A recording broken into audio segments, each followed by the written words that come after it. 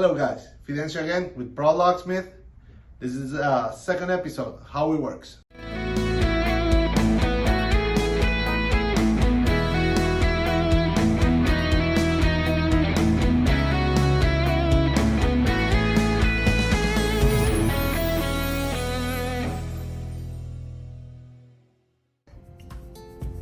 I don't know guys if that happened to you. You lock your keys in on your car and you start to see videos on YouTube and you see these guys putting a ball on the lock or a battery on the lock and you think that will work?